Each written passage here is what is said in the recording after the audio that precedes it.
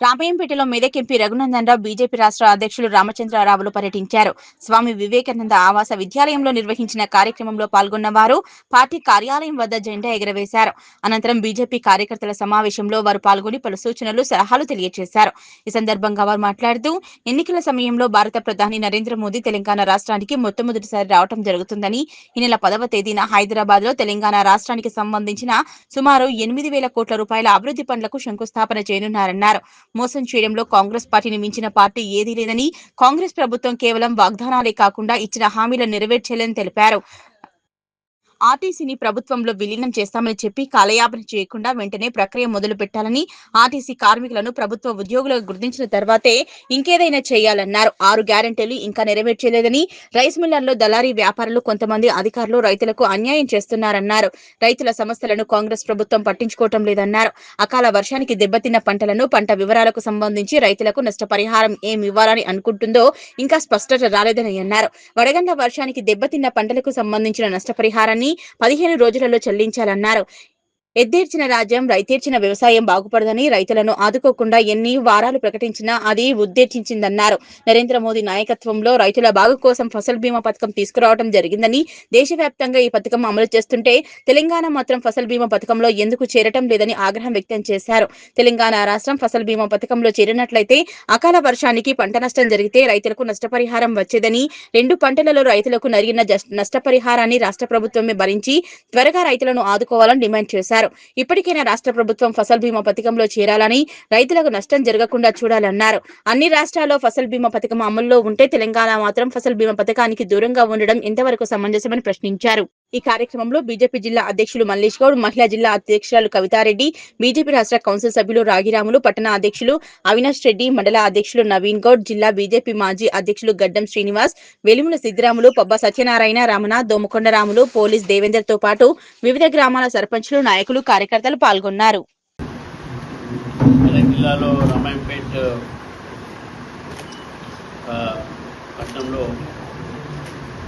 కార్యక్రమం ద్వారా రావడం జరిగింది. ఇక్కడ మరి రేపు 10వ తారీఖు నాడు హైదరాబాద్కు మొట్టమొదటిసారిగా నరేంద్ర మోదీ గారు రాబోతా ఉన్నారు.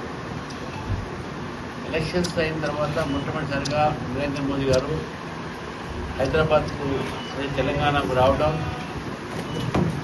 మొట్టమొదటి ఒక రాకతో దాదాపు 8,000 కోట్ల రూపాయల ఒక పన్నును వారు ప్రారంభోత్సవం చేస్తారు.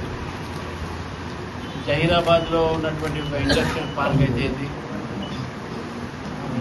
నిమ్స్, అదేవిధంగా నిమ్స్ దాంతోపాటు అదేవిధంగా మన వరంగల్లో PM Mitra handloom park, textiles park, 2 railway stations, అఫీస్పేటు మరియు జోగులాంబ, మహబూబ్ నగర్లో జాతీయ రహదారి, కొన్ని కార్యక్రమాలు ఈ విధంగా వారు చేయడం జరిగింది. ఇది మొట్టమొదటి యొక్క కార్యక్రమం. తర్వాత వచ్చిన తర్వాత చాలా ఉన్నాయి. వరంగల్ కోచ్ ఫ్యాక్టరీ, ఎయిర్పోర్ట్స్ అన్నీ ఉన్నాయి. అది పూర్తయిన తర్వాత అప్పుడు వారు మళ్ళీ రావడం జరుగుతుంది.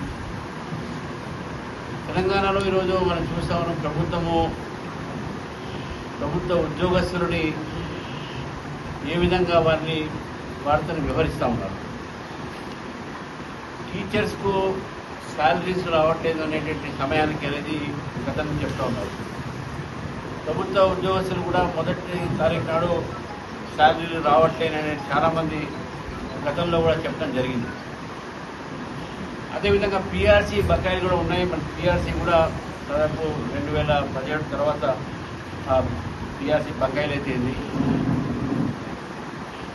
విరామం తీసుకున్నటువంటి ఉద్యోగస్తులు, రిటైర్డ్ ఎంప్లాయీస్ కూడా వారి యొక్క బెనిఫిట్స్ అది హైకోర్టు ముట్టకాయలు వేస్తే మొన్న ఈ ప్రభుత్వం కొద్ది చలనం వచ్చింది. ఇంకా 4-6 రూపాయల వాళ్ళు నిర్ణయం తీసుకోవాలంటే ప్రభుత్వం ఇప్పుడు మాట్లాడుతూ ఉంది. ఈ సందర్భంగా నేను ముఖ్యంగా ఆర్టీసీ యొక్క కార్మికులని నేను అభినందన తెలుపుతా ఉన్నాను. ఎందుకంటే వారి పోరాటము, వారి త్యాగాలతో ఈరోజు ప్రభుత్వము వారి డిమాండ్ని ఒప్పుకోవడం జరిగింది. కొన్ని అన్ని కాదు, ప్రభుత్వంలో యొక్క ఆర్టీసీని విలీనం చేస్తా అని చెప్పి ప్రకటించింది. నేను ప్రభుత్వాన్ని కోరుతాను, అది వెంటనే ఆ పని ముందు చేయాలండి. గత ప్రభుత్వం కూడా విలీనం చేస్తానని చెప్పింది కానీ చేయలే. మీరు కూడా కేవలం వాగ్దానం చేయకుండా వెంటనే విలీన ప్రక్రియ మొదలు పెట్టాలి. ప్రభుత్వము విలీనం చేయాలి. ఆర్టీసీ యొక్క సిబ్బందిని మొత్తం కూడా ప్రభుత్వ ఉద్యోగస్తులుగా వాళ్ళని డిక్లేర్ చేయాలి. కార్పొరేషన్ ఎంప్లాయీస్ నుంచి వాళ్ళని గవర్నమెంట్ ఎంప్లాయీస్గా వాళ్ళని డిక్లేర్ చేయాల్సిన అవసరం ఉంది. లేకపోతే కార్మికులని మళ్ళీ గత ప్రభుత్వం మోసం చేసినట్టు మీరు కూడా చేస్తారు. ఎందుకంటే మీ రికార్డు, కాంగ్రెస్ పార్టీ రికార్డు ఉంది. మోసం చేయడంలో కాంగ్రెస్ పార్టీ మించిన వాళ్ళు ఎవరు లేరు. కాబట్టి ప్రకటన కాదు, ఇది అమలుపరచాలని చెప్పేసి భారతీయ జనతా పార్టీ డిమాండ్ చేస్తాం. కార్మిక సంఘాలు, అన్ని సంఘాలు కూడా గట్టిగా పనిచేసి ఈరోజు వారు పోరాడి సక్సెస్ చేసినందుకు వారికి అభివృద్ధితో పాటు మరి ఈ యొక్క ప్రకటన ఏదైతే ప్రభుత్వం చేసిందో, ఆర్టీసీని ప్రభుత్వం ఒక విభాగం కింద విలీనం చేసినట్టు ప్రకటించిన తర్వాత ప్రభుత్వ ఉద్యోగస్తులను వాళ్ళు తీసుకున్న తర్వాతనే ఏదైనా నెక్స్ట్ స్టెప్ వాళ్ళు తీసుకోవాల్సిన అవసరం లేదని కూడా భారతీయ జనతా పార్టీ భావిస్తాం. మరి మీరు మాట్లాడినటువంటి ఒక 6 గ్యారంటీలు, ఆ గ్యారంటీలు ఏమైనా అనేది ఇంకా ప్రజలు ఎదురు చూస్తూ ఉన్నారు. రైతులు కూడా చాలా కష్టాలు ఉన్నారు, ఆ విషయం మనం చూస్తూ ఉన్నాం. నిన్న మొన్న నేను 2-3 కొనుగోలు కేంద్రాలు పోయాను. కొనుగోలు కేంద్రాల్లో కూడా ఆ కుప్పలు అక్కడే పడి ఉన్నాయి. సాయంకాలం కూడా వాన పడితే నెక్స్ట్ డే కూడా అది ముక్కలు వచ్చి రైతులు ఆత్మహత్యకు పాల్గొనేటటువంటి పరిస్థితి ఈరోజు నల్గొండ జిల్లాలో చూస్తాం, కొన్ని ఇంకా వేరే జిల్లాలో చూసాం మనం. మీ ప్రభుత్వాన్ని డిమాండ్ చేస్తా ఉన్నాను, లారీలు, ట్రక్స్ అన్ని కూడా మీరు ఆన్లైన్ సిస్టమ్ పెట్టి ప్రజల్లో, రైతుల్లో కన్ఫ్యూజన్ వస్తున్నది. లారీలు సమయానికి రావట్లేదు, ట్రక్స్ రావట్లేదు, ఆ కుప్పలు లిఫ్ట్ కావట్లేదు. అక్కడి నుంచి రైస్ మిల్లర్స్, దళారీలు అందరూ కూడా కలిసి, రైస్ మిల్లర్స్ పాటు కొంతమంది ప్రభుత్వ ఒక అధికారులు కూడా కలిసి ఈ యొక్క వరి పండించినటువంటి రైతుకు అన్యాయం చేస్తూ ఉన్నారు. రైతులు ఈరోజు కుప్పలు అక్కడ వేసుకుని ఉన్నప్పుడు కూడా అవన్నీ కూడా కావాలనే ధర తగ్గించడానికి కేంద్ర ప్రభుత్వం ఎంఎస్పీ పెడితే దానికన్నా తక్కువ ధరలో వారిని అమ్మడానికి పరిస్థితి ఏర్పాటు చేసి ఈరోజు రైతులకు నష్టం జరుగుతుంది. ప్రభుత్వం పట్టించుకోవట్లేదు. కాబట్టి ప్రభుత్వం వెంటనే రైతుల ఒక సమస్యను కూడా వాటిని తీర్చాల్సిన అవసరం ఉంటుంది. వరి రైతు ఈరోజు వరితో పాటు మొక్కజొన్న రైతు కూడా ఈరోజు బాధపడుతూ ఉన్నారు. ఎక్కడైతే మొక్కజొన్న కూడా దాన్ని లిఫ్ట్ చేయాలి, ప్రభుత్వం వాళ్ళు ఎంఎస్పీ మీద కొనాలి అని చెప్పేసి కూడా భారతీయ జనతా పార్టీ డిమాండ్ చేస్తాం. దాదాపు రామాయపేట, చేగుంట, మాసాయిపేట నుంచి మొదలుకొంటే వివిధ గ్రామాల లోపల రైతన్నలు వడగండ్ల వారితో నష్టపోయినారు. ఇప్పటిదాకా రాష్ట్ర ప్రభుత్వం నుంచి కానీ, జిల్లా రెవెన్యూ యంత్రాంగం నుంచి కానీ నష్టపోయిన యొక్క రైతుల పంట వివరాలకు సంబంధించి ప్రభుత్వం ఏమి ఇవ్వాలనుకుంటుంది, ఎంత సమయం లోపల ఇస్తారు నిర్దిష్టంగా అనే విషయంలో ఒక స్పష్టమైనటువంటి ప్రకటన రాకపోవడం అనేది బాధాకరం. మేము తిరిగినప్పుడు రైతులు చాలా స్పష్టంగా కన్నీరు మున్నీరుగా ఏడుస్తూ చెప్పినటువంటి విషయం, ఒక్కొక్క ఎకరాకి సుమారు 25-30 వేల రూపాయలు కష్టపడి ఖర్చు పెట్టి వాళ్ళు పంట వేస్తే కౌలు రైతులు ఎవరైతే ఉన్నారో వాళ్ళైతే విపరీతంగా నష్టపోయినారు. మాకు ఆత్మహత్య తప్ప ఇంకొక మార్గం లేదనేటువంటి రీతి లోపల బాధపడ్డారు. ఒక రైతు అటెంప్ట్ చేస్తే దాన్ని మేము రిక్వెస్ట్ చేసి ఇట్లాంటి వార్తలు బయటకు వస్తే మిగతా రైతులు అధైర్యానికి లోబడతారు. కాబట్టి దయించి ఇట్లాంటి మెసేజ్ బయటికి పోద్దనే ఉద్దేశం కొద్దీ మేము ఆ రైతు కుటుంబాన్ని ఓదార్చి ఆదుకునే ప్రయత్నం చేసినాం.